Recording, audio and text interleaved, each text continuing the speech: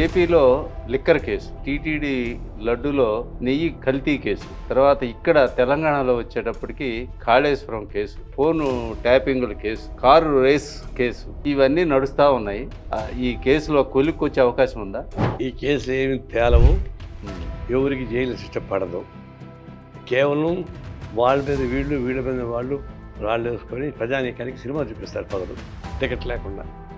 అంతేగాని ఎవరికి శిక్ష పడవు. మెయిన్ ఐఏఎస్ ఐపీఎస్ ఆఫీసర్లు ఎందుకు లక్ష్యం లేకుండా దాటుతున్నారు అంటే మీరు ఇలా ఓపెన్గా మాట్లాడతారనేమో. నారాయణకి కొంచెం నోరు ఎక్కువ. అది వివాదం అంటే ఉన్నది అడుగుతాను, నువ్వు తప్పు చేసి తప్పని చెప్తాను. అది వివాదం అంటే ఎట్టా? సార్, ఇప్పుడు చంద్రబాబు నాయుడు ఈ అమరావతిని కంప్లీట్ చేయగలరా? చేయడం పెద్ద కష్టం కదండి. ఆయన ఓవర్ అంబిషియస్లో ఉన్నాడండి.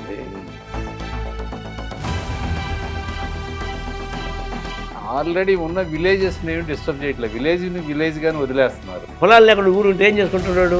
పొలాలు ఉంటే వాడు ఆవులు మేపుకుంటాడు, గొర్రెలు మేపుకుంటాడు, కూరగాయలు పండించుకుంటాడు, కూరగాయలు అమ్ముకుంటాడు, తంటాలు పడతాడు. ఇప్పుడు ఒక ఇల్లు మాత్రం పెట్టాడు, ఆ ఇంట్లో ఏం జపం చేసుకుంటాడా? ఒక కామెంట్ చేశాను, జగన్ కష్టపడి చంద్రబాబు గెలిపించాడయా. ఇప్పుడు చంద్రబాబు కష్టపడి మన జగన్ గెలిపించే ప్రమాదం వచ్చి ఉంటుంది చూడబోతే. అయ్యో అంత మాట అనబాక సార్ అండి.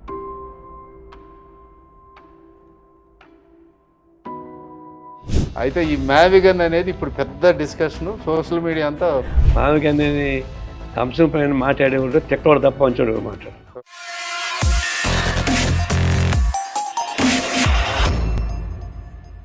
తెలుగు వన్ ప్రేక్షకులకు నమస్తే. ఈరోజు మనతోని సిపిఐ సీనియర్ నాయకులు నారాయణ గారు ఉన్నారు. నమస్తే సార్. నమస్తే. ప్రజెంట్ పాలిటిక్స్ మీద ఏపీ, తెలంగాణ వీటిల్లో ఏపీలో లిక్కర్ కేసు, తర్వాత టీటీడీ లడ్డులో నెయ్యి కల్తీ కేసు, తర్వాత ఇక్కడ తెలంగాణలో వచ్చేటప్పటికి కాళేశ్వరం కేసు, తర్వాత ఫోను ట్యాపింగుల కేసు, తర్వాత ఈ కారు రేస్ కేసు, ఇవన్నీ నడుస్తూ ఉన్నాయి. అసలు ఈ కేసులు ఎప్పటికి తేలుతాయండి? ఏమన్నా ఈ 5 ఏళ్లలో ఇవి నడిస్తే ఈ కేసులో కొలిక్కొచ్చే అవకాశం ఉందా? ఈ కేసు ఏమి తేలవు, ఎవరికి జైలు శిక్ష పడదు. కేవలం వాళ్ళ మీద వీళ్ళు, వీళ్ళ మీద వాళ్ళు రాళ్ళు వేసుకొని ప్రజానీకానికి సినిమా చూపిస్తారు పగలు టికెట్ లేకుండా. అంతేగాని ఎవరికి శిక్ష పడవు. మీరు చెప్పిన కేసు అన్నింటిలో కూడా పడవు. కానీ ఇంకొకటి ఏంటంటే, వీళ్ళు అధికారంలో ఉన్నప్పుడు ఒక మాట మాట్లాడతారు, ప్రతిపక్షం ఉన్నప్పుడు ఇంకొక మాట మాట్లాడతారు. ప్రతిపక్ష పార్టీ ఉన్నప్పుడు ఏదైతే విమర్శించారో అధికార పార్టీని, వీళ్ళు అధికారం వచ్చిన అదే పని చేస్తున్నారు. అవును, 2 రాష్ట్రాలు చూస్తున్నాం. ఇప్పుడు గతంలో వైఎస్ జగన్మోహన్ రెడ్డి అంతా నెగిటివే చేశాడు, నెగిటివ్ పాలిటిక్స్. రాజశేఖర రెడ్డిలో అంతా పాజిటివ్ పాలిటిక్స్ ఉంటే వాళ్ళ కొడుకు నెగిటివ్ పాలిటిక్స్. ఆ నెగిటివ్ పాలిటిక్స్ ఓడిపోయాడు. లేకపోతే కుర్రాడు యాక్టివ్ ఉండొచ్చు, డబ్బులు కూడా ఉన్నాయి. నెగిటివ్ పాలిటిక్స్ చెడగొట్టేశాడు. అందువల్ల అతను చాలా కష్టపడి చంద్రబాబుని గెలిపించేశాడు. ఇప్పుడు చంద్రబాబు అధికారంలోకి వచ్చాడు. ఇప్పుడు వాళ్ళు వేసిన బాటలో పోతే వాళ్ళు ఎమ్మెల్యేలు ఏ విధంగా చేశారు, ఇంకొకటి చేశారు, అదే బాటలో వీళ్ళు కూడా పోతున్నారు. పోయి ఏం చేస్తారు? అప్పుడు నువ్వు 5 రూపాయలు ఇచ్చివి, ఇప్పుడు ధరలు పెరిగిపోయినాయి కదా, 10 రూపాయలు అడుగుతున్నారు అంతే, ఇన్ఫ్లేషన్ రేట్ ప్రకారం లంచాలు. తర్వాత అప్పుడు కాంట్రాక్టర్స్, జగన్మోహన్ రెడ్డి ఎవరైతే కాంట్రాక్టర్స్ ఉన్నారు వాళ్ళంతా మన ఈయన పక్కన చేరారు. తెలుగు కూడా చెప్పండి కావాలంటే. అవును, అదే ప్రభుత్వం చేరారు. అదే అప్పుడు ఉన్నట్టు అధికారులు కొంతమంది ఎంతంత వేల పని చేస్తారు, వాళ్ళంతా మళ్ళీ వీళ్ళ దగ్గరే ఉన్నారు. అవును, అందుకని బాగా ఏం కనిపిస్తున్నాయి? నువ్వు ఒక రాజకీయ పార్టీ ఏదో పని చేయడం వల్ల నువ్వు గెలిచిన తర్వాత దాని ఛాయలకు లేకుండా డెవలప్ చేసుకుపోవాలి కదా, అది చేయడంలో ఫెయిల్ అయిపోతున్నారు. ఇప్పుడు మరి పబ్లిక్ ఏం డెసిషన్ తీసుకోవాలి రేపు? తప్పదు, ఏం తీసుకుంటుంది వాళ్ళు. ఇప్పుడు బిగినింగ్ ఇది. ఇప్పుడు కూడా చంద్రబాబు నాయుడుకి ఏంటంటే, ఆయన ఎక్కువ ఒకప్పుడు భ్రమలో ఉండేవాడు కదా, ఇప్పుడు భ్రమలు ఎక్కువ ఉన్నాయి. ఇప్పుడు ఆయన చాలా ఇబ్బంది పడి వచ్చిన తర్వాత ఎంతసేపు హైటెక్ అంటాడు, జపాన్ అంటాడు, సింగపూర్ అంటాడు, ఏఐ అంటాడు, అంతా పైన చూస్తున్నాడు. కానీ ఈ గ్రామీణ ప్రాంతాల్లో వచ్చేటువంటి మార్పులు, వాళ్ళ సమస్యలు, అవి నిరుద్యోగ సమస్య, యువకులు వాళ్ళకి సంబంధించిన ఇష్యూస్, ఇట్లాంటి జోలికి పోవడం లేదు. ల్యాండ్ ఇష్యూస్ అట్లే ఉన్నాయి. మళ్ళా ఇసుక మాఫియా, స్మగ్లింగ్ మాఫియా అంతా మళ్ళీ పెరిగిపోతూ ఉంది. అప్పుడు అంతకుముందున ఈ 2 ఫ్యాక్షన్ల మధ్య కుట్లాడుకునేవాళ్ళు. ఇప్పుడేమైంది, జగన్మోహన్ రెడ్డి వచ్చిన మొదలుకొని ఫ్యాక్షన్స్ పక్కన పెట్టి పోలీసుల్ని రెవెన్యూలో ఉపయోగించుకున్నాడు. వాళ్ళ ద్వారా బెదిరించి లొంగ తీసుకునేవాడు. ఇప్పుడు వీళ్ళు అదే పని చేస్తున్నారు. ఉమ్. గవర్నమెంట్ ఉపయోగించుకొని ఎంఆర్ఓ ఆఫీస్ కానీ, సబ్ రిజిస్టర్ ఆఫీస్ కానీ, పోలీస్ స్టేషన్ కానీ వీళ్ళు ఏం చెప్తే తినాల్సిందే. ఇప్పుడు నువ్వు నా మాట టీడీపీ మాట వినకపోతే నేను బెదిరించి తీసుకుపెట్టి లోపల పెట్టి అది కేసు పెడతారు. సరెండర్ అవుతావు. ల్యాండ్ ఇష్యూస్ సెటిల్ చేయిస్తారు. అట్లా ఒక చెడు నుంచి బయటకు వచ్చినప్పుడు మంచి చేయాల్సిన పని పోయి మంచి జరగడం లేదు. ఇంకా టైం ఉంది. ఇప్పుడు ఆయన ఏదో ఇవాళ ఏదో పాస్బుక్లు పంపిణీ కార్యక్రమాన్ని పెట్టారు ఏపీలో. అవును. అది ఇంత ముందు పాస్బుక్లు లేవా, ఇవ్వలేదా? ఇప్పుడు మళ్ళీ కొత్తగా అదే సార్. ఇప్పుడు నేను జగన్మోహన్ రెడ్డి ఏదో భూభారతి ఏదో ఒక స్కీమ్ పెట్టి పాస్బుక్ తెచ్చాడు. నాకు కూడా ఇచ్చాడు. నేను మా ఊరికి వెళ్ళినప్పుడు చూసా. అంతకుముందర రాజశేఖర్ ఇచ్చిన పాస్బుక్ ఉంది. తర్వాత చంద్రబాబు గవర్నమెంట్ రూమ్ ఇచ్చిన పాస్బుక్ ఒకటి ఉంది. మళ్ళీ జగన్ ఇచ్చింది చూశాను. జగన్ ఇచ్చిన దాన్ని ఆయన ఫోటో ఫ్రంట్ పేజ్లో ఉంటుంది. దాంట్లో లేదు, ఫ్రంట్ పేజ్లో ఉంటుంది. ఇది నా పాస్బుక్ ఉంది, వీడి ఫోటో ఏందా? అందులో ఈ పాస్బుక్ పర్మనెంట్, ఈ ముఖ్యమంత్రి పర్మనెంట్ కూడా లేదు, తెలియదు. ఇది ఒకటి. తర్వాత దాన్ని మొత్తం చదివాను. చదివితే అదేం చేశాడు, ఈ పాస్బుక్ తనఖా పెట్టడానికి కూడా ఎలిజిబిలిటీ లేదు అని పెట్టాడు. మార్టిగేజ్ పెట్టడానికి వీలు లేదు, వాడే రాసుకున్నాడు. అది చూసి నాకు ఉన్నమన్నది. పొలాల్లో పోతే జగన్మోహన్ రెడ్డి పేరుతోటి రాళ్ళు చాలా కాస్టల్ రాళ్ళు, అవి సరిహద్దు రాళ్ళు, కాస్టల్ రాళ్ళు. అది చూడండి వరుసగా వేసి పెట్టున్నాడు. అది దాన్ని చూస్తే ఏమైందంటే సెటిలైట్ అని తీసింది కదా. ఇప్పుడు ఈ భూమి నాది, ఈ భూమి నీది. సెటిలైట్ నుంచి చేసాడు ఒక 10 అడుగు అట్ట పోతుంది. దాని ప్రకారం పట్టా వేసి జాయింట్ పట్టా ఇచ్చేసాడు. ఇదన్నీ చదివి వినిపించా. నా పొలంలో పోయి కూర్చొని అవన్నీ చదివిపిస్తే వీడియో వచ్చాను. చాలా వైరల్ అయినది. చాలామంది టీడీపీ మీ వల్ల గెలిచామన్నారు. మా వాళ్ళు మీరు గెలిచారు కానీ మమ్మల్ని మీరు రానిరు కదా చేసింది. ఇట్లా అది వేరు, ఆ లోపాలు ఉంటాయి. ఇప్పుడు వీళ్ళు దాన్ని సరి చేసి మేము ఇంకోటి ఇస్తామంటున్నారు. మరి దాన్ని ఏమి ఇస్తారో తెలియదు. ఆ మార్పు చూస్తే నాకు తెలియదు. ఏదో 1-2 చోట్ల ఇచ్చారు, ఇప్పుడంతా ఇస్తున్నారు. ఫండమెంటల్కి వచ్చేకాడికి ఈ భూమి బలహీన వర్గాలు ఎక్కడైతే వ్యవసాయం చేస్తున్నారు వాళ్ళు అనుభవిస్తున్నారు, అనుభవకలు తీసాడు పారేసి ఎవరో భూస్వామికి ఇచ్చేస్తున్నారు. అదేమంటే మా తాతల భూమి ఇది, మా నాన్న భూమి అదిని మేము పేద ప్రజానికైనా ఆక్రమించి భూముల నుంచి వాళ్ళకి ఇచ్చాను, వ్యవసాయం చేసుకుంటున్నారు గవర్నమెంట్ భూములు. అక్కడ ఏపీలో చుక్కల భూములు అనేది, చుక్కల భూములు 22 లక్షల ఎకరాల భూములు చుక్కల భూములు పెట్టేశాడు. అది పట్టాలు రావు దానికి. ఇప్పుడు వాళ్ళు చేసి ఆ చుక్కల భూమికి బ్లాక్మెయిల్ చేసి ఎవరికి కావాలో వాళ్ళకి ఇచ్చేస్తున్నారు. అట్లా ఈ ఎప్పుడు అంతకుముందర కేసీఆర్ కూడా ఇక్కడ పాస్బుక్లు ఇచ్చాడు అని దానిలో అంతే. తెలంగాణ సాయుధ పోరాటం అందుకు వచ్చినటువంటి అనేక భూములు పేద ప్రజల దగ్గర ఉంటే అవన్నీ తీసాడు పారేసి, మళ్ళీ ఆ పాత భూస్వామికి పట్టా తీసి పారేసాడు. అట్లా ఇప్పుడు ఏ మార్పులు వచ్చినా ఆ మార్పులు ప్రోపూర్ కాదు. అవును. ఇప్పుడు రేపు చంద్రబాబు నాయుడు కూడా రాబోతుంది, పరిస్థితి చెప్తా, నీకే చెప్తాను. అది వచ్చిన తర్వాత దాన్ని ఎంత బాగొస్తుందో. నిజాయితీ లేదు, కనపడడం లేదు. ఇవాళ రాజముద్ర వేసి ఇచ్చారు. ఇవాళ మీ భూమి మీ హక్కు అని ఏదో పెట్టారు ప్రోగ్రామ్. వస్తే చూద్దాం పరిస్థితిని చెప్పాలా. అవును. కానీ ఇప్పుడు ఏంటంటే రెవెన్యూ వాళ్ళు కూడా స్వేచ్ఛ లేకుండా చేశారు. వీళ్ళ దగ్గర కూర్చొని రాయిస్తారు వాడితో. అవును. ఇప్పుడు ఈ విషయంలో ఒకటి మాట మీకు చెప్పాలా. ఐఏఎస్ ఐపీఎస్ అధికారులు ఉన్నారు, వాళ్ళు ఈ భారతదేశానికి వెన్నుముకలు అంటే వాళ్ళు. రాజకీయ పార్టీ వస్తుంటాయి పోతుంటాయి, 5 మారుతూ ఉంటారు. కానీ ఐఏఎస్ ఐపీఎస్ ఆఫీసర్లు దేశభక్తి కోసం అంకితమైన వాళ్ళు జీవిత సర్వీస్ అంతా ఉంటారు. వాళ్ళ జోలికి ఎవరు పోలేరు. ఒక ఫోన్ ట్రాన్స్ఫర్ చేస్తారు. ట్రాన్స్ఫర్ చేసేంత మాత్రం నీకు పొజిషన్ పోదు, జీతాలు పోవు. అటువంటిప్పుడు రాజకీయ నాయకులుగా వాళ్ళు ఈ తప్పులు చేయమని చెప్తాను అనుకో, తెలిసి తప్పులు అంటే చేస్తావు నువ్వు. ఈ తప్పు సార్ అని చెప్పాలి కదా. తప్పు రిజెక్ట్ చేస్తావు అనుకో, నేను చూసి శ్రీకాకుళంలో పడేస్తే పో. అంతేగాని వాళ్ళ మెహర్బానీ కోసం మీరు లక్ష్మణ్ రేఖను దాటుతున్నారు. లక్ష్మణ్ రేఖను దాటిన వాళ్ళందరూ పనిష్మెంట్ గురవుతున్నారు. ఆ గవర్నమెంట్ చేసిన వాళ్ళు ఈ గవర్నమెంట్ పనిష్మెంట్ ఇస్తుంది. ఇప్పుడు ఈ గవర్నమెంట్ చేస్తే నువ్వు వచ్చే గవర్నమెంట్ పనిష్మెంట్ ఇస్తుంది. ఎంతమంది ఐఏఎస్ ఐపీఎస్ ఆఫీసర్లు ఇబ్బందులు ఉన్నారండి. ఇబ్బందులు అంటే వాళ్ళు మెహర్బానీ కోసం అంటారా, సంపాదన కోసం అంటారా? సంపాదన వేరు. ఫస్ట్ మెహర్బానీ ఎందుకు? పైన డబ్బులు తీసుకొని పని చేస్తున్నాడు, మరి ఆయన నేను తీసుకోకూడదు. రైట్ ఎట్ వచ్చిందంటే right from MRO office to sub register office దాకా మేము వాళ్ళకి ఇవ్వాలి కదా. కాబట్టి మాకు ఇవ్వండి, వాళ్ళకి ఇస్తామని అంటున్నారు. లేకుండా పోతే ఇది కాదంటున్నారు. మేము మరి ఎమ్మెల్యేకి ఎంపీ తిరిగిపోతాం అనుకో, వాళ్ళతో మాట్లాడి సెటిల్ చేసుకుంటున్నారు. అందువల్ల ఇది పెరిగిపోయింది. ఇప్పుడు నేను చెప్పేది ఏంటంటే, మీరు ఐఏఎస్ ఐపీఎస్ ఆఫీసర్లు ఎందుకు లక్ష్యం ఎక్కడ దాటుతున్నారు? మీ పదవి ఎక్కడికి పోదు కదా, మీ పొజిషన్ ఎక్కడికి పోదు కదా, కాబట్టి పనిష్మెంట్కు వేయచ్చు, అది వేరు.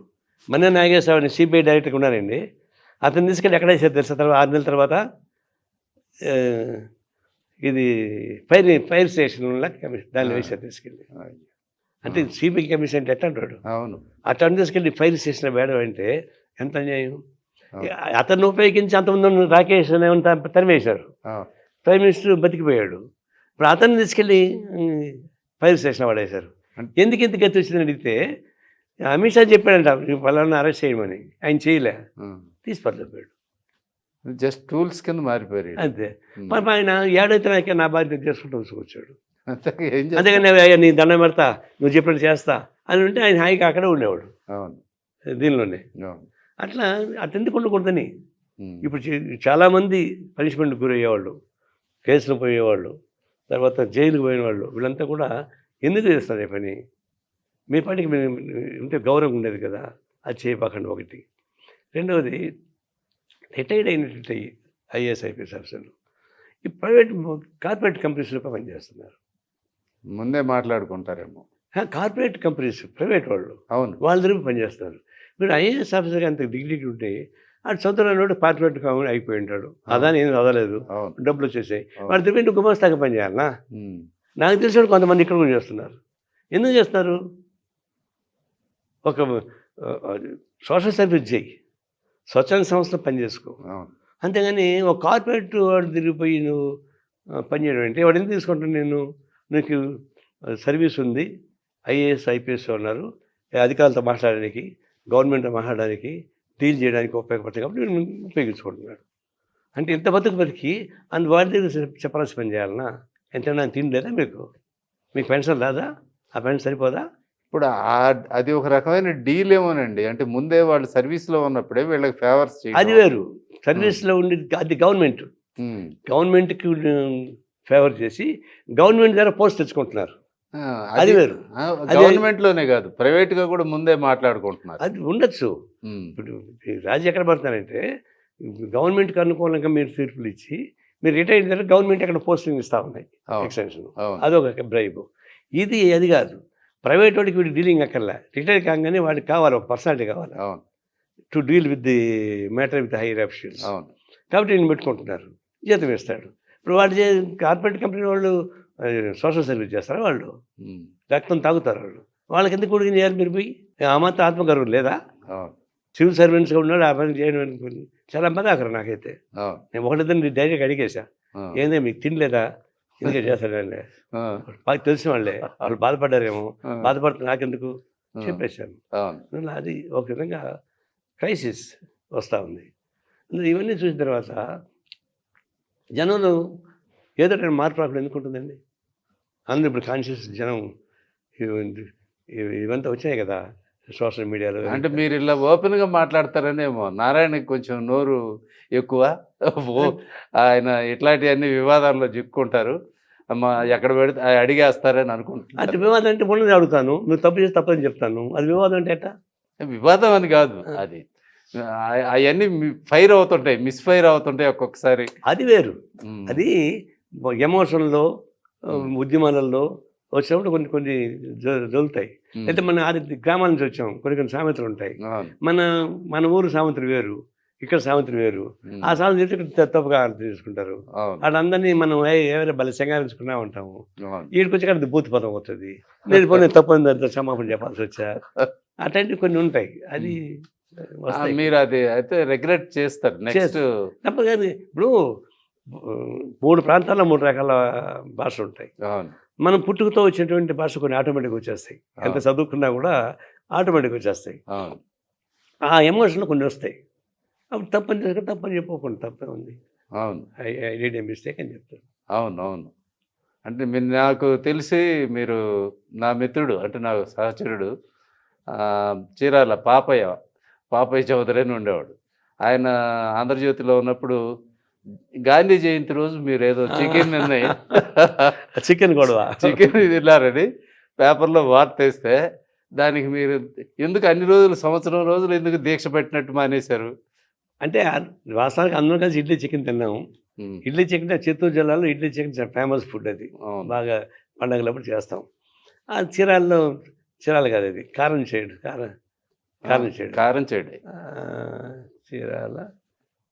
చీరాల వేటపాలెం కారం చేడు కాదు, రైల్వే స్టేషన్ పేరు ఉంది చిన్నగంజాంలో నుంచి పాదయాత్ర స్టార్ట్ కావాలా చీరాల దాకా. ఆ రోజు మా ఫ్రెండ్స్ తెలిసిన వాళ్ళు ఉన్నారు, నారాయణ ఇడ్లీ చికెన్ తింటాడు కానీ నాతో పాటు ప్రసవాళ్ళకి అందరికీ పెట్టారు. 60-70 మందికి పెట్టాడు. అందరూ మంచిగా తిన్నాం, ఊరేగి పెట్టేసాము, అయిపోయింది. మరుసటి రోజు గాంధీ జయంతి రోజు నారాయణ చికెన్ తిన్నాడని చెప్పి పెద్ద ఫోటో అరే నాకు ఎవరు చెప్పడం లేదు కానీ తప్పు అయిపోయింది కదా అని. మరుసటి రోజు ప్రసవాడు వస్తే ఐ డిడ్ ఏ మిస్టేక్, నేను చేయకూడదు, అది దీనికి పనిష్మెంట్గా 1 సంవత్సరం రోజుల పాటు నేను వెజిటేరియన్ నాన్ వెజిటేరియన్ తిన్నాను చెప్పేసి. అంటే పొరపాటు అయిందని ఒక మాట అంటే పోయేదానికి మీరు సంవత్సరం రోజులు పనిష్మెంట్ కావాలి కదా. అవును, సారీ అని చెప్పి తీసి మీరే సెల్ఫ్గా పనిష్మెంట్ చేస్తే 1 వీక్ 1 మంత్ 1 ఇయర్ యాడికి పోయినా ప్రజలు నా వెంటబడేవాళ్ళు, తింటున్నారేమో. ఒకడైతే అయ్యప్ప డ్రెస్ వేసుకొచ్చి కాపలా కాశాడు మిర్యాలగూడలో. ఎందుకంటే ఏం సార్ మమ్మల్ని నేర్పిస్తాను మీరు అన్నాడు. ఏమన్నా మీరు ఏడో తినకుండా పోతారా అంటే, నా తెలంగాణలో నా మాంసం తప్ప ఇంకేం పెట్టరు. వాళ్ళు 12 రకాల కూరలు చేస్తే వాళ్ళు సాంబార్ పోయమంటే పోయారు, రసం పోయారంటే పోయారు. నాకేం వదిలేనైనా మజ్జిగన్నా పోయమని చెప్పి బగారన్నం చికెన్ కర్రీ ఉంటుంది లేదా బిర్యానీ ఉంటుంది.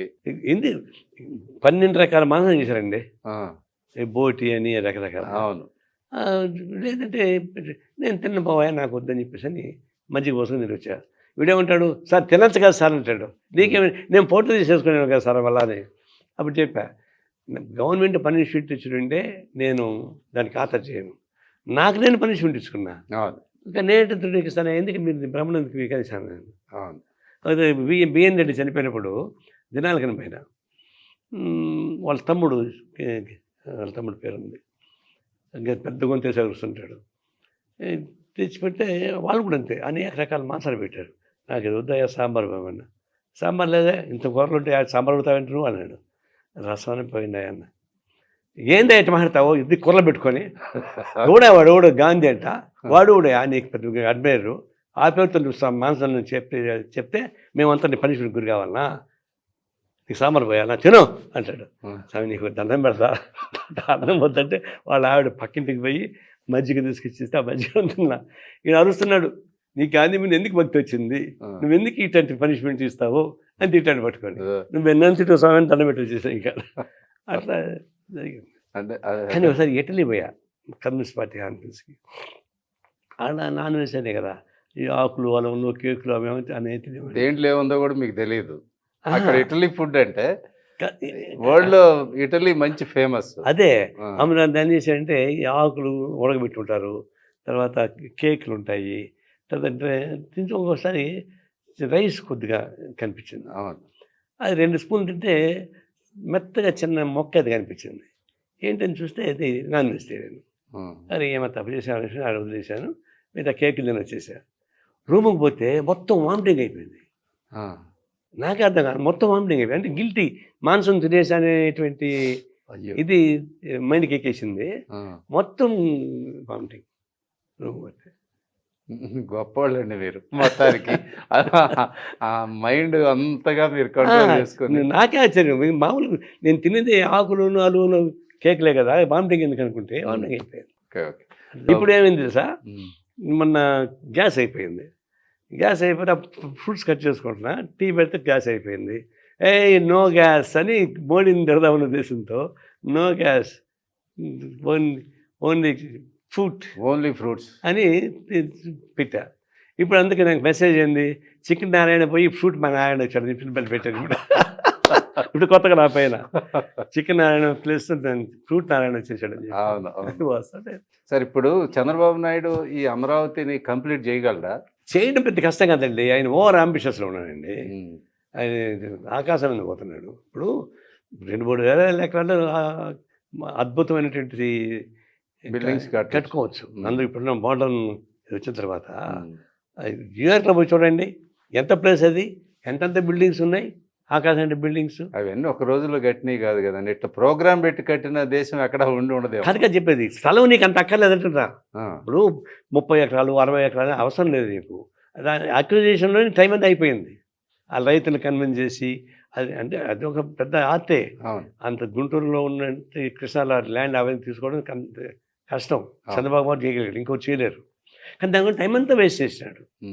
మేమేమనంటే 4-5 వేల ఎకరాలు తీసుకుని ముందు కట్టేయి, క్యాపిటల్ కట్టేయి, మళ్ళీ కంటే అది చూసుకోవచ్చు అని చెప్తే ఆయన ఉద్దేశం ఏంటి, ఇప్పుడు క్యాపిటల్ కట్టేస్తే మళ్ళీ ల్యాండ్ పెరిగిపోతుంది కదా. ల్యాండ్ పెరిగితే రైతుకు పోతుంది, నీకేమయ్యా. ఇప్పుడు టాటా వాళ్ళ వీలునామా చూస్తే నువ్వు ఫ్యాక్టరీ కట్టేటప్పుడు ఎంత ల్యాండ్ కావాలో అంతే తీసుకో. ఫ్యాక్టరీ కట్టి మళ్ళీ ఎక్స్పాన్షన్ కాదలుచుకుంటే మనం కొనుక్కో. అప్పుడు రైతులు ల్యాండ్ పెరుగుతుంది. రైతులు ఎంజాయ్ చేశారు కదా, నీకు లాభం ఉంటే కదా నువ్వు కొంటావు అని. చూడండి అది అన్యాయం అని నేను స్టేట్మెంట్ ఇస్తే చంద్రబాబు ఐఏఎస్ ఆఫీసర్ ముగ్గురిని పంపించాడు, నారాయణ వ్యతిరేకిసేటని. నా దగ్గరికి వచ్చేవాడు, నేను పేరు చెప్పడం బాగోడదు. కాదు సార్ 30,000 ఎకరాలు ఇది సార్, ఇప్పుడు కాకపోతే 2,000 ఎకరాలు తీసుకుని కట్టేయమని చెప్పండి. ఆ తర్వాత మళ్ళీ ల్యాండ్ పెరిగితే అన్నాడు. అంటే ఊరికే దొబ్బేద్దాం అనుకుంటున్నారా రైతు దగ్గర నుంచి అని నాకు ఒళ్ళు మండి. మరి పెరిగితే వాళ్ళు ఎంజాయ్ చేస్తారు. ఏం మాట్లాడతారు మీరు అసలు, కరెక్ట్ కాదండి అన్న. సర్లేబ్బా ఆయన ఇబ్బంది పడుతున్నాడు కానీ నువ్వేం మాట్లాడబాకబ్బా అన్నాడు. అంటే నీలాంటి వాడే విమర్శిస్తే ఆయన ఇబ్బంది పడతాడని. అవును, అది కరెక్టే సార్. నేను కూడా మా ఉద్దేశం ఏది మీ ఇష్టం రావడం అని చెప్పి ఉద్దేశం. దానివల్ల ఏం చేశాడు, మొబిలైజ్ చేశాడు. దానికి లిటిగేషన్స్ లేట్ అయ్యింది. అండర్ గ్రౌండ్ వర్క్ బాగా చేశాడు. మళ్ళీ లోపల అండర్ గ్రౌండ్ వర్క్ 60-70 సంవత్సరాలకు ఉపయోగపడే డ్రైనేజ్ కేబుల్స్ ఏసీలు కూడా ఇంటింటికి ఏసీలు కాకుండా ఒక దగ్గర నుంచి ఏసీ పైపు పెట్టి అన్ని ఇంట్లోకి ఏసీకి ఏర్పాటు చేశాడు. బాగా చేశాడు. అన్నీ సరే భూమి లోపలే అయిపోయింది పని అంతా. ఈ లోపల అతనికి టైం అయిపోయింది. మోడీతో కొట్లాడ పెట్టుకున్నాడు. మోడీ సగం చంపారు దొబ్బాడు. ఆయన మట్టిచ్చిపోయాడు కదా అప్పుడు. ఆయన ఎన్నికల ప్రారంభానికి వచ్చి మోడీ గారు మట్టి అది గెలిచినప్పుడు అండి, ఆయన ఓడిపోయినప్పుడు అవును సీఎంగా మోడీ జగన్కి బ్రహ్మాండంగా సపోర్ట్ చేశాడు కదా. అవును, చీఫ్ సెక్రటరీ మార్చేశాడు, హోమ్ మినిస్టర్ మార్చాడు, అంతా మార్చి చేశాడు కదా. అవును, అట్లా ఆయన ఏడిపించాడు, ఈయన ఓడిపోయాడు. ఇప్పుడు అది జరుగుతుంది కదా. అంటే ఇప్పుడు కూడా మళ్ళీ ఏం చేశాడు, మళ్ళీ ఇంకో 30,000 ఎకరాలకి ప్లాన్ చేశాడు. ముందు ఈ రైతుని సాటిస్ఫై అయ్యి వాళ్ళకి ఇవ్వాల్సినంత ఇచ్చేసి, ఒకడైతే కలెక్టర్ చెప్పుకుంటూ చచ్చిపోయాడండి ఒక రైతు. నా భూమి ఇటు అయిపోయింది, నా బతికని చెప్తే అట్లా చనిపోయాడు. ఇంకొకడు లెటర్ రాశాడు, నేను ఆత్మహత్య చేసుకుంటాను అని చెప్పేసి ఒక లెటర్ రాశాడు. అదే పంపించాను చంద్రబాబుకి, వీడు ఆత్మహత్య చేసుకుంటూ చూడవని చెప్పేసి వాడిని పిలిచేదే మాట్లాడాడు. అంటే ఇచ్చిన రైతులు 10 ఏళ్ళగా వాళ్ళు ఇబ్బంది పడి చేస్తుంటే వాళ్ళు సంతృప్తి పరచకుండా, వాళ్ళ ప్లాట్ వాళ్ళకి ఇవ్వకుండా, వాళ్ళ కన్స్ట్రక్షన్ పర్మిషన్ ఇవ్వకుండా మళ్ళీ ఇంకొక 30,000 ఎకరాలు కావాలంటే ఎట్లా ఉంటుంది? అసలు భూమి పెద్ద పెద్ద బిల్డింగులు తప్పితే అసలు ఊరు డెవలప్ కావాలంటే ఇదేనా ప్లాను? అది జనం ఉండాలి కదండి. అదే చెప్తున్నా. ఇప్పుడు కేవలం కమర్షియల్ కాంప్లెక్సెస్ ఇవన్నీ ఇస్తే ఓడిపోవడం కారణం చెప్తున్నాను నేను. అందుకని చెప్పాను, మీరు భూములు ఉండే వాళ్ళకి తీసుకుంటున్నారు. ప్రతి ఊరిలో 30-40% ల్యాండ్లెస్ పూర్ ఉంటారు. సాకలి, కమ్మరి, కుమ్మరి, దళితులు పనిచేసే వాళ్ళు ఉంటారు. వాళ్ళు ఎట్ట బతుకుతున్నారంటే ఇళ్ళలో పని చేసుకుని బతుకుతున్నారు. కోళ్ళు పెంచుకుంటారు, గొర్రెలు పెంచుకుంటారు, కుల వృత్తులు, మేకపోతే పెంచుకుంటారు, కుమ్మరి కుండలు తాగి అమ్ముకుంటారు, అట్లా బతికిపోతారు. మీరు ఇచ్చే డబ్బులు ఎవరికి ఇస్తున్నారు? భూములు ఎవరికి ఇస్తున్నారు? వీళ్ళకి ఎట్లా అంటే అప్లై చేశాడు, పెన్షన్ ఇస్తానన్నాడు. పెన్షన్ ఇస్తా అంటే నెలకి ఎంత ఇస్తాడు? ఎట్లయినా మనిషి ఊరు పోయినాక వాళ్ళని కడుపు పడుతుంది కదా. ఊరుంటే దానికి ఉన్న అందం వేరు. కాబట్టి పచ్చటి పొలాలని ఊరిని కాకుండా బంజరు భూములు ఉంటాయి, చాలా ఉంటాయి ల్యాండ్స్ తీసుకోవచ్చు, గవర్నమెంట్ ల్యాండ్స్ ఉంటాయి. ఆల్రెడీ ఉన్న విలేజెస్ ఏమి డిస్టర్బ్ చేయట్లేదు, విలేజ్ గాని వదిలేస్తున్నారు. ఏం లాభండి? ఆ చుట్టూ ఉండే మొత్తం ల్యాండ్స్ అన్ని గవర్నమెంట్. ఊరు ఉంటే, ఊరు చుట్టూ పొలాలు ఉంటే వాడు బతుకుతాడు. పొలాలు లేకుండా ఊరు ఉంటే ఏం చేసుకుంటున్నాడు? పొలాలు ఉంటే వాడు ఆవులు మేపుకుంటాడు, గొర్రెలు మేపుకుంటాడు, కూరగాయలు పండించుకుంటాడు, కూరగాయలు అమ్ముకుంటాడు, తంటాలు పడతాడు. ఇప్పుడు ఇల్లు మాత్రం పెట్టాడు, ఆ ఇంట్లో ఏం జపం చేసుకుంటాడా? అదే సోషల్ ఈ Living. ఆడే వచ్చింది. అవును అందుకే లాస్ట్ టైం అమరావతిలో ఓడిపోయాడు కదా అవును జగన్. వాళ్ళ అబ్బాయి ఓడిపోయాడు కదా. తర్వాత జగన్ చేసిన అరాచకాలని భరించలేక మళ్ళీ వీళ్ళని గెలిపించారు, కానీ అవును జగన్ సక్రమంగా చేసి ఉంటే వీళ్ళని గెలిపించే అవకాశం లేదు కదా. అవును అదే అన్న ఒక కామెంట్ చేశా, జగన్ కష్టపడి చంద్రబాబు గెలిపించాడయా, ఇప్పుడు చంద్రబాబు కష్టపడి మన జగన్ గెలిపించే ప్రమాదం వచ్చి ఉంటుంది చూడబోతే అన్న. అయ్యో అంత మాట అనబాక సార్ అన్నారు. అందరం చేయమంటావు, మీ పరిపాలన దానికన్నా ఆదర్శంగా ఉండాలి కదా, లేకపోతే ఎట్లా తిరుగుతుంది. మీ బాగు కోసం చెప్తున్నా, నాకు మళ్ళీ జగన్ రావాలి నాకు కోరిక కాదు, కానీ మీరు ఉండాలంటే ఇట్లాంటి పని చేయబాకండి, ప్రతి పని చేసుకోండి. నేను ఎగ్జాంపుల్ కూడా చెప్తా కావాలని చెప్పాను. ఇప్పుడు అమరావతి అని రాజధానికి గెజిట్ చేయాల్సిన పరిస్థితి అవసరం ఉందా? అంటే గెజిట్ నోటిఫికేషన్ అవసరం, అదేం తప్పేం లేదు. కాకపోతే ఊరికే దాన్ని పెంచుకుంటాడు, కానీ అది ఆటోమేటిక్గా వస్తుంది. అంటే ఇన్వెస్టర్స్ రావట్లేదు, మళ్ళీ నేను తర్వాత వచ్చేవాడు రాజధాని మార్చేస్తాడని ఒక ఇన్సెక్యూరిటీ ఉంది. రాజధాని మార్చేస్తాడని ఒక ఇన్సెక్యూరిటీ ఉంది. అంత ఉంటే మరి స్పెషల్ స్టాటస్ కోసం ఎందుకు ఫైట్ చేయకూడదు? విభజన చట్టంలో ఉంది కదా, విభజన చట్టంలో స్పెషల్ కేటగిరీ ఉంది కదా, అది వస్తే యూనివర్సిటీ ఆటోమేటిక్గా వస్తారు కదా. అదేం చేయలేకపోతున్నాం, దాన్ని వదిలేసాం. ఇప్పుడు అమరావతి చట్టబద్ధని కష్టపడి అలా కష్టపడి మా వీరుడు బర్రె పేడని భద్రభద్రగా పగలగొట్టాడంటాము. అట్లా చంద్రబాబు కష్టపడి తెలుసుకున్నాను, దాన్ని చేసుకొని పోండి. అయితే ఇప్పుడు జగన్ ఏం చేస్తున్నాడు, దానికన్నా వరుస పని చేస్తున్నాడు. అమరావతి వల్లనే నాశనం అయిపోయాడు. ఇప్పుడు అమరావతిని తెచ్చినాక అదేదో ఏం దాని పేరు మ్యావిగన్ ఏం తిక్కలు, అసలు పిచ్చి దిక్కులకే బెటర్గా ఉన్నట్టున్నాడు. వాడు ఓడిపోయినప్పుడు ఆయనకి జ్ఞానం కనపడలేదు, నాకు అర్థం కదా. అమరావతి జోలికి పోకపోయాక నువ్వు కులు తలగొక్కున్నట్టు అవుతుంది. దాన్ని యాక్సెప్ట్ చేశారు, దానికి ఏదో పేరు పెట్టున్నారు. ఇప్పుడు ఈ పిచ్చి రాతలు పిచ్చి డిజైన్స్ చూసుకుంటే నవ్వుతారు తప్పితే నేను అప్రిషియేట్ చేయరు. ఈ బిల్లు మీద చర్చ జరిగేటప్పుడే అది బిల్లు అయ్యే స్టేజ్లో అతను ఇక్కడ ప్రెస్ కాన్ఫరెన్స్ పెట్టి వాళ్ళు బైకాట్ చేశారు. అక్కడ అవును అక్కడ చేశారు, బాయ్కాట్ చేశారు. ఇక్కడ ఏం చెప్పాడో అక్కడ వాళ్ళు కూడా అదే మాట్లాడారు. అయితే ఈ మ్యావిగన్ అనేది ఇప్పుడు పెద్ద డిస్కషన్, సోషల్ మీడియా అంతా పరికమాల డిస్కస్ చేసే అవసరం లేదు, దాన్ని ఇగ్నోర్ చేయాలి తప్ప దాన్ని ఎవరు గుర్తించాల్సిన లేదు. దాని గురించి మాట్లాడలేదు బేస్ట్ అండి. మ్యావిగన్ అనేది సంవత్సరం పైన మాట్లాడేవాడు తెక్కవాడు తప్ప మంచివాడు మాట్లాడరు. దాన్ని ఏదో చాలా పెద్ద అద్భుతమైన విషయంలాగా వీళ్ళు మోస్తా ఉన్నారు కదా. కలరనేనంట అట్లా ఉంటుంది. అవునవును, ఏపీ పాలిటిక్స్ అలా అయిపోయినాయి, బరస్ట్ అయిపోయింది. ఓకే, నమస్తే అండి. ఇరాను తర్వాత అమెరికా ఈ కొట్లాట అయిపోయింది నిన్న అనుకున్నాము, మళ్ళా దాడులు జరిగినాయి ఇరాన్ స్థావరాల మీద. అడిగితే మేం కాదు ఇజ్రాయెల్ వాళ్ళు చేశారు అన్నట్టు వాళ్ళు మాట్లాడుతున్నారు. ఇప్పుడు ట్రంప్ ఒక స్ట్రాటజీ ప్రకారం స్టార్ట్ చేస్తాడు ఇప్పుడు, కానీ అంతిమంగా అతనికి బెనిఫిట్ వచ్చే పద్ధతిలో ఏం చేస్తారు. ఈ చెనిక్కాయలు పల్లీలు అమ్ముకునే వాళ్ళు ఉంటారు కదా, వాళ్ళు చెప్పింది వాళ్ళకి మన పిలిగ్రిమ్స్కి, ఇక్కడ ఆయుధాలు పెట్టుకొని తిరుగుతున్నారు, మీరు జాగ్రత్తగా ఉండని చెప్పారు.